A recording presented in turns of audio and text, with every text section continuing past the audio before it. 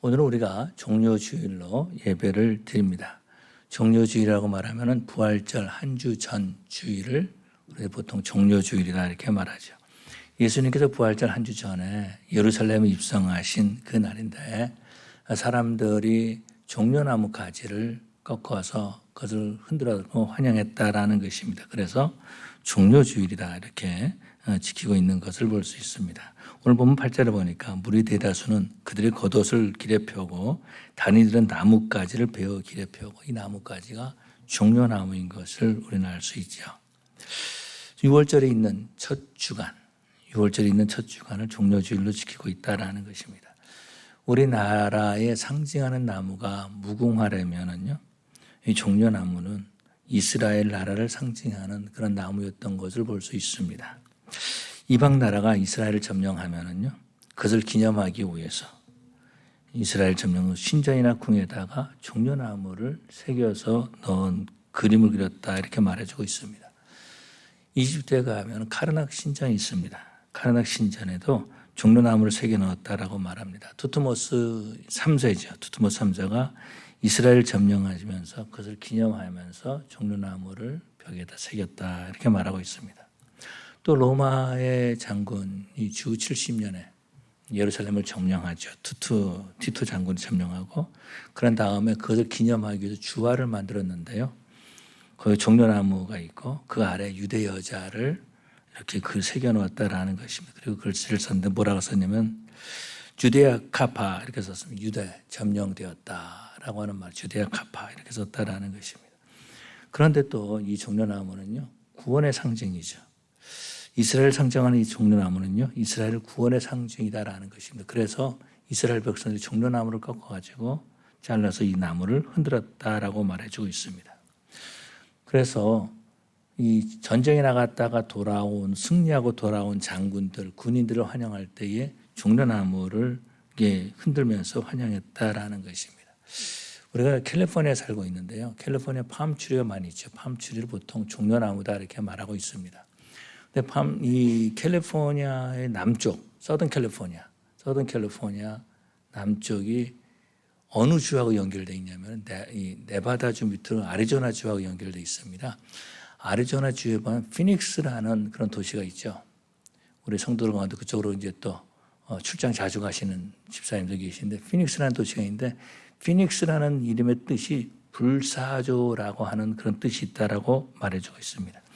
종려나무가 있는 불사조, 피닉스라 이렇게 말하고 있습니다. 왜냐하면 비가 오지 않으면 이 나무는 그냥 바싹 말라 있다라는 거예요. 물이 없으면 말라 있다가 물만 주면은 이 나무가 다시 파랗게 살아난다라는 것입니다. 그래서 피닉스라는 이름을 가졌다라는 것입니다. 이스라엘 사람들은요, 이스라엘을 로마 군인들이 다스리고 있었죠. 또 이스라엘을 로마가 점령하고 있었다라는 것입니다. 그래서 로마 정부에서 해방시켜줄 메시아를 기다리면서 예수님을 환영했다라는 거죠. 다시 말해서 이 피닉스라고 하는 이 말에서 우리가 알 수 있는 것은 부활의 상징으로 이 종려나무가 사용되었다라는 것입니다. 마치 일본의 압제 가운데서 그리고 조선 사람들이죠. 한국 사람들이 3.1절 때 대한독립 만세를 막 외치면서 태극기를 막 흔들지 않았습니까? 그런 것처럼 이들은 종려나무를 흔들면서 예수님을 환영했다라는 것입니다. 살고 싶다라는 거죠. 살고 싶다라는 것입니다. 더 이상 로마의 압제 가운데 있지 않고 하나님의 인도하심을 받고 살고 싶은 간절한 마음이 그들에게 있었다는 거죠. 그래서 이들의 그 메시아의 외침, 호산나 호산나의 다윗의 자손이 하고 외치는 것은 이것은 그들의 그 마음속에서 나오는 갈망이었던 것을 우리는 볼 수 있습니다. 그러면은 예수님께서 예루살렘에 들어가신 것은 우리에게 어떤 의미가 있을까라는 거죠. 예수님께서는 여러 번 예루살렘에 들어가셨습니다. 그 사역 가운데서 여러 번 예수님께서 들어가셨는데 어렸을 때도 들어가시고요. 또 12살 때도 예루살렘에 가셨는데 그런데 이번에는 예수님께서 들어가실 때 걸어가신 것이 아니고 나귀를 타고 예루살렘에 가셨습니다. 나귀를 타고 입성하신 것이 우리에게 어떤 의미가 있을까라는 거죠. 예루살렘 사람들은요, 예수님을 메시아로 믿고 환영했습니다. 그것에 헤롯 왕이 다스리고 있지 않았습니까?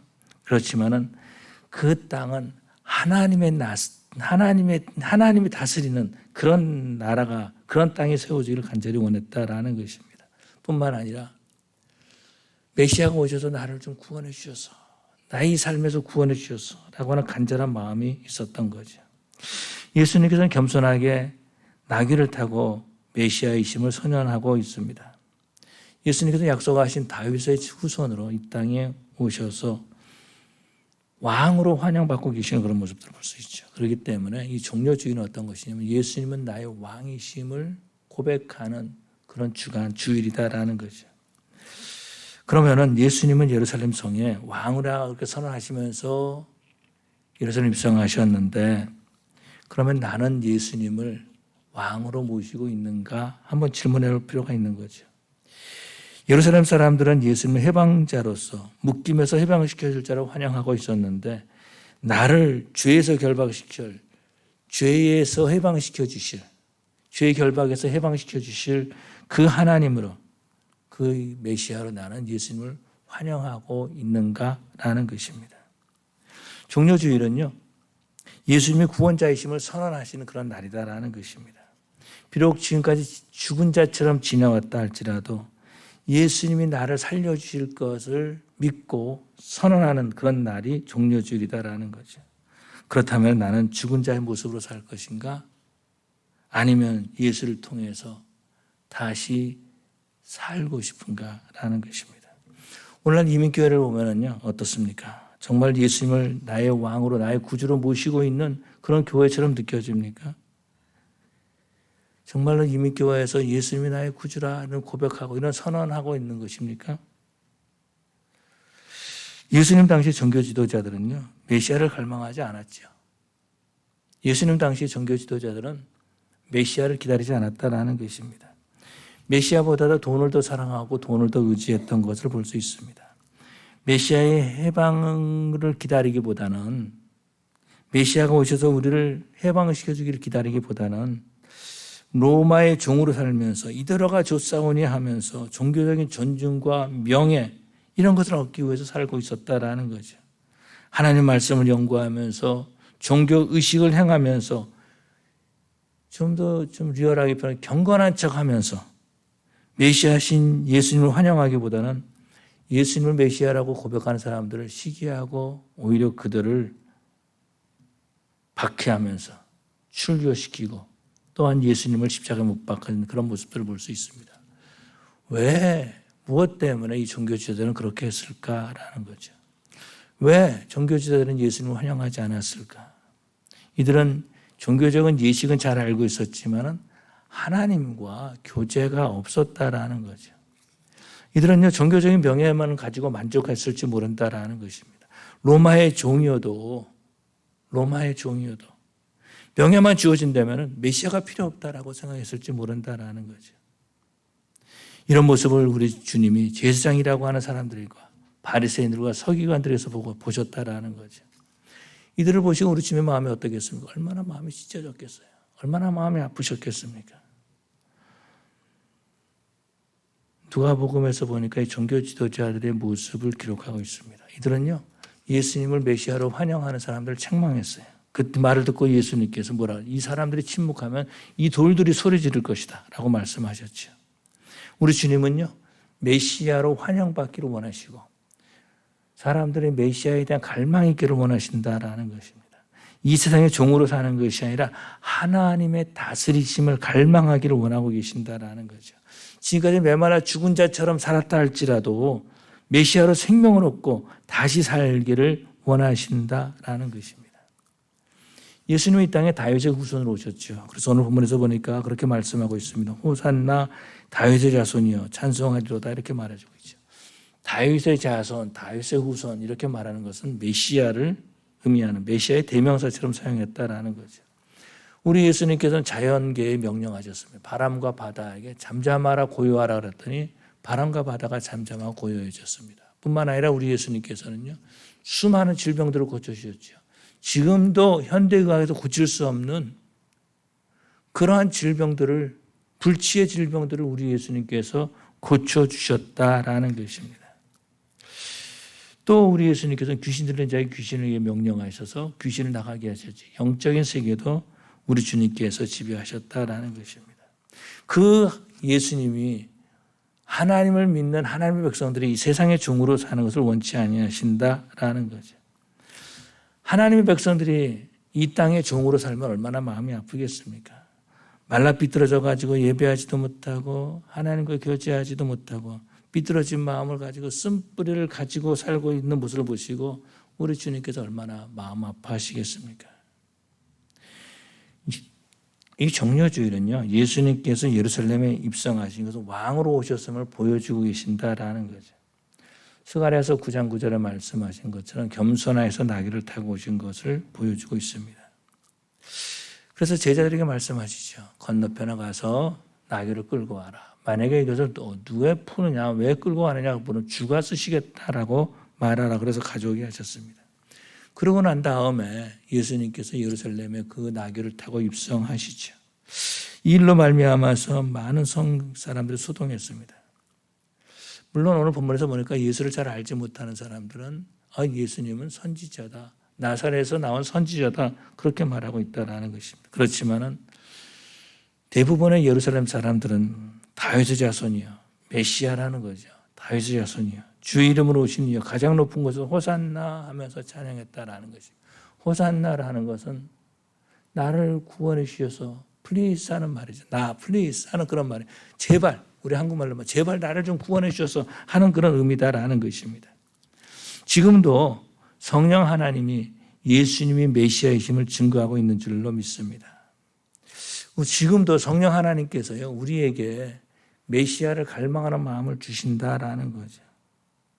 성령 하나님은 예수님이 우리를 죄악에서 풀어주시고 자유로워 주시고 자유를 주시고 새로운 다스림 안에 살게 하시는 메시아이심을 증거하고 있다라는 거죠. 근데 문제는 뭡니까? 예수를 영접했다고 하는 사람들이 예수님을 주인으로 모시고 살지 않는다라는 거죠. 예수님이 주인이십니다. 나는 하나님을 믿습니다라는 사람들이 예수님을 왕으로 모시고 살고 있지 않다라는 것입니다. 세상의 종으로 사는 거죠. 예수님의 다스리심을 거절하고 있다라는 것입니다. 세상의 종으로, 돈의 종으로, 정치의 종으로, 물질의 종으로 이렇게 살아가고 있다라는 것입니다. 타이틀은 하나님의 종인데 예수의 냄새가 나지 않고 인간의 썩은 냄새만 날 뿐이다라는 거죠. 이런 주님께서, 이런 모습을 우리 주님께서 보시고 어떤 마음을 가지실까 생각해 봅니다. 주님께서 나의 모습을 보시고 어떤 마음을 가지실까? 이상한 것은요, 예수님을 나의 왕으로 모시는 것은 나의 어떤 지식이나 이성으로 되진 것이 아니라 성령 하나님의 역사로 말미암아 예수님을 나의 구주로 영접하게 되는 줄로 믿습니다. 그래서 예수님을 모신 자들은요, 사람들 앞에서 예수님을 시인하는 거죠. 근데 성령을 체험하지 못하면 예수님을 왕으로 모시지 못할 뿐만 아니라 사람들에게 엉뚱한 말을 한다라는 것입니다. 오늘 본문에서도 보니까 갈릴리 나사렛에서 나온 선지자라 그렇게 말하는 것을 볼 수 있죠. 그런데 마태복음에서 보니까 베드로는 그렇게 고백합니다. 주는 그리스도시요 살아계신 하나님의 아들이시니다 이렇게 고백하는 것을 볼 수 있죠. 사람들은 말하고 누구냐 이렇게 물어보죠. 이는 누구냐 하고는 우리가 이르되 갈릴리 나사렛에서 나온 선지자 예수라 하니라 이렇게 말하고 있다라는 것입니다. 누구냐라고 물어. 당신은 지금 이들이 지금 메시아라고 다윗의 자손으로 오시는 이 호산나 하는 소리를 듣고 있지 못합니까? 이렇게 말할 수 있다는 거죠. 그런데 그렇게 말하고 있지 않습니다. 종려나무를 깔고 옷을 벗어서 그 앞에 깔고 있지 않습니까? 눈으로 보고 귀로 듣고 있지 않습니까? 예수님의 메시아입니다. 이렇게 증거할 수 있어야 되는데 그렇게 하지 못하고 있다는 거죠. 그렇지만은 예수님을 영접한 사람들은요, 예수는 메시아로 고백하고 예수님을 환영하는 줄로 믿습니다. 그 삶에서 감사가 넘치는 거죠. 이 사회에서뿐만 아니라 그 사람들을 보면은요, 교회에서도 인정받게 되고 가정에서도 인정받게 된다라는 거죠. 이 세상에서 어른으로 살아간다라는 것입니다. 교회 안에서도 닮고 싶은 사람이 되고 만다라는 거죠. 가정에서 자녀들에게 또 배우자에게 인정받는 믿음을 갖게 된다라는 거죠. 더 이상 세상의 종이 아니라 하나님의 종으로 새로운 삶을 살게 된다라는 거죠. 이전에 살았던 삶의 목표가 다르다라는 거예요. 삶의 가치가 다르다라는 것입니다. 하루를 살아도 이 땅에서 내가 왜 숨쉬고 있는지 그걸 깨닫고 살아간다라는 거죠. 우리는 그런 삶을 살아야 될 줄로 믿습니다. 그러면 우리는 어떻게 되는가? 예수님을 나의 구주로 시인하는 삶을 살아야 될 줄로 믿습니다. 입술로만 고백할 뿐만 아니라 예수님을 나의 주인이시고 나의 왕이심을 시인하는 그런 삶을 살아야 된다라는 거죠. 오늘 본문에서 보니까 예수님께서 나귀를 타고 입성하실 때 나무 가지를 깔고 웃옷을 벗고 그 앞에 깔면서 호산나 하면서 찬양했습니다. 예수님을 환영했다라는 것입니다. 8.15 광복될 때에 대한독립 만세라고 하면서 태극기를 흔들면서 외친 것처럼 그렇게 호산나 호산나 그렇게 외쳤다라는 것입니다. 근데 우리가 기억해야 될 것이 있습니다. 이 당시에 예수님을 따르면 어떻게 되냐면 종교 지도자들의 미움의 대상이 되었다라는 거죠.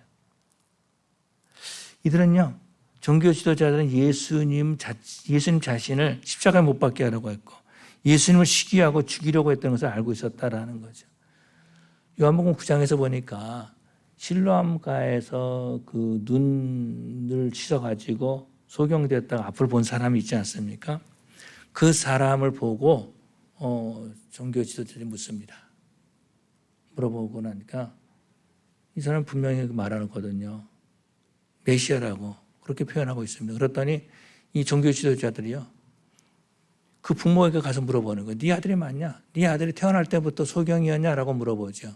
이때에 보니까 뭐라 그랬냐면은 22절에 9장 22절에 예수를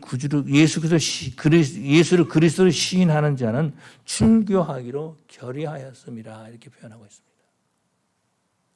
예수를 그리스도로 고백하면 출교하기로 결의했다라는 것입니다.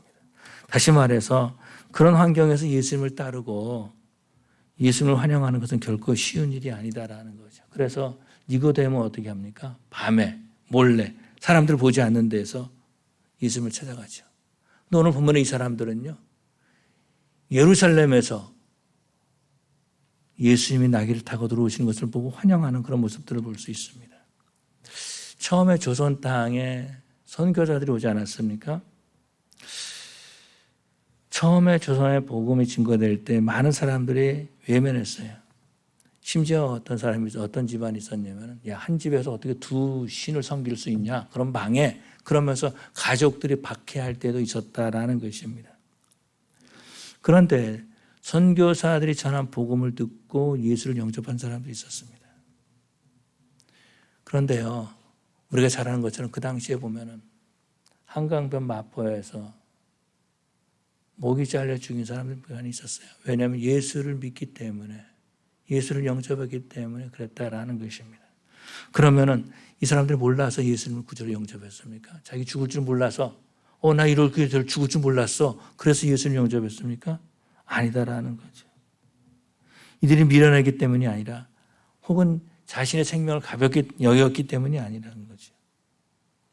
이들은 죽음의 길을, 순교의 길을 택했다라는 것입니다. 왜 그랬을까? 우리 하나님께서 그들에게 예수님에 대한 갈망을 주신 거죠. 죄를 미워하고 더 이상 죄의 종으로 사는 것을 거부하였다라는 것입니다. 하나님께서 그런 갈망을 주신 것이다라는 거죠.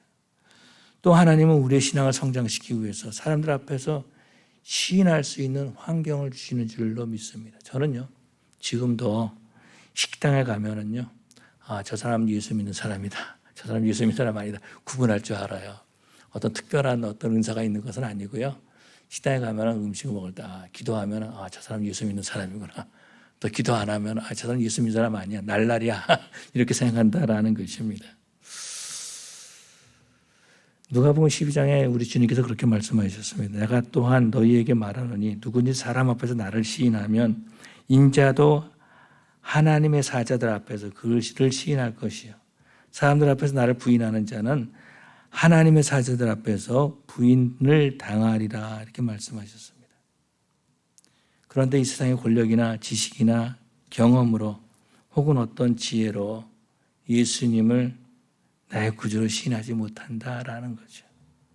오직 성령의 도우심으로 말미암아서 예수님을 구주로 시인한다라는 거죠. 예수님을 구주로 시인한다는 것은 말뿐만이 아니라 그 삶에서 예수님이 나의 왕 되심을 고백한다라는 것입니다.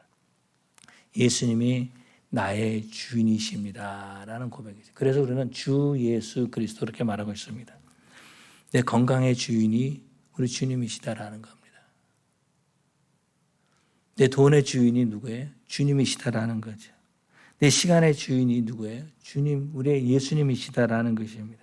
근데 무서운 것은 어떤 것이냐면 예수 믿는 사람들이요, 하나님으로부터, 예수님으로부터 물질과 건강과 시간을 자기 것이라고 도둑질해 간다라는 거죠. 그러면서 내 건강의 주인이 나인 것처럼, 시간의 주인이 나인 것처럼, 물질의 주인이 나인 것처럼 살아가고 있다라는 것입니다. 오늘날 우리는요, 예수 믿기 참 좋은 환경 같아요. 그런 환경에 우리가 예수 믿고 신앙생활하고 있다라는 것입니다. 식당에서, 조금 전에 말씀드린 식당에서 이제 음식을 나오면 기도하지 않습니까? 음식에 감사 기도를 드립니다. 그런다 그래서 너 왜 기도해? 라고 끌고 가거나 죽이거나 박해하지 않는다라는 거죠. 심지어는요, 어떤 데가 있냐면 기도가 있으면요, 음식 넣는 걸 기다려요. 그러고 난 다음에 기도가 끝난 다음에 음식을 서브하는 것을 볼 수 있었습니다. 다시 말해서 우리의 신앙의 선배들보다도 훨씬 더 좋은 환경에서 우리는 신앙생활하고 있다라는 것입니다. 그래서 우리는 이렇게 말할 수 있어요. 예수 믿기 참 좋은 날이다. 한번 그렇게 한번 표현해 따라해 보시죠. 예수 믿기 참 좋은 날이다. 아닌 것 같아. 다시 한번 예수 믿기 참 좋은 날이다. 그런데 사람들은요, 돈이 나의 왕이고 또 건강이 나의 왕이고 내 환경이 나의 왕입니다. 이렇게 그런 고백을 하면서 살아가고 있다라는 것입니다. 예수님을 나의 왕으로 시인하면 예수님도 우리를 시인해 준다라고 말씀해 주고 있어요. 예수님이 하나님 앞에서 대변해 주는 거죠. 이 친구는 하나님의 아들입니다. 내가 이 친구를 위해서 십자가에 죽었습니다. 이렇게 말씀해 주신다라는 거죠. 그런데 만약에 예수님이 나는 이 사람 몰라요. 이렇게 말하면 어떻게 돼요? 완전히 속은 인생 사는 거죠.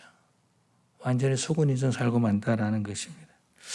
그래서 요즘 어떤 지난 주일날 그러더라고요. 어떤 분이 폭삭 속았어. 에? 속았수다. 그 말이요.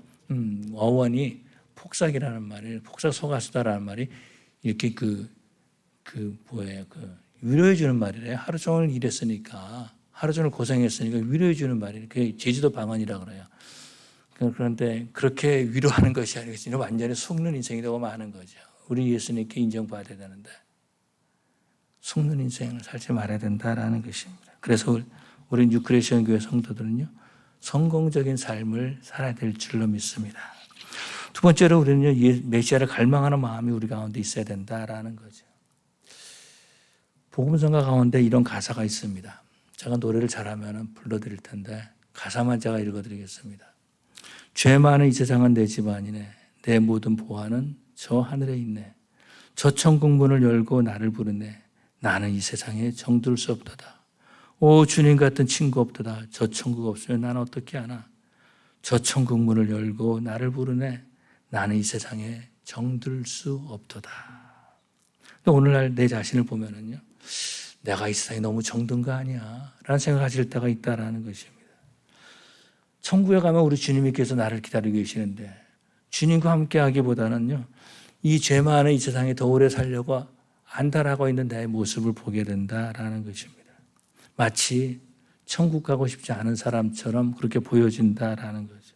저 천국에 우리 부모님도 계시고 저 천국에 신앙의 선배들도 계시고 예수님도 계신데 우리는 너무 세상에 정들어가지고 이 세상에 너무 오랫동안 머무르려고 하고 있지는 않습니까? 예수를 믿는데 천국 가고 싶은 마음은 없다라는 거죠. 죄가 주장하는데 너무 익숙했는데 살고 있다라는 것입니다. 어떤 분이 계십니다. 이분 권사님이세요. 권사님 남편분은 그 당시에 집사님이셨는데 20년 전쯤에 돌아가셨어요. 의사셨는데요. 전도도 많이 하셨던 그런 분이십니다.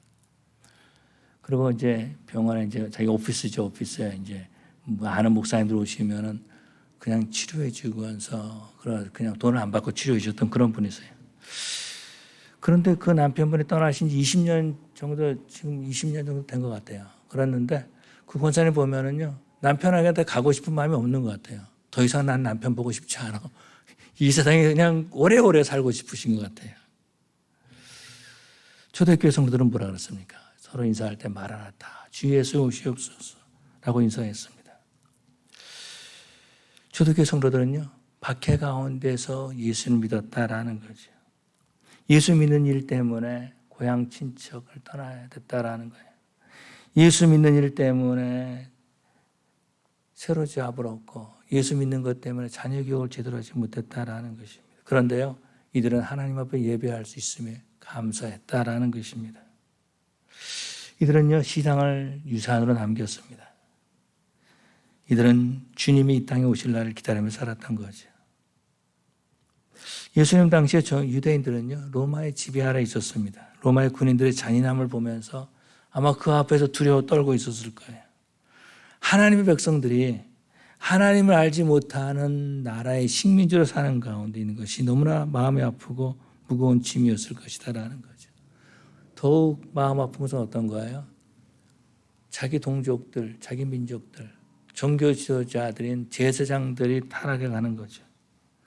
그들은 하나님을 섬기기보다는 로마 권력과 결탁해서 제사를 드리고 있다라는 것입니다.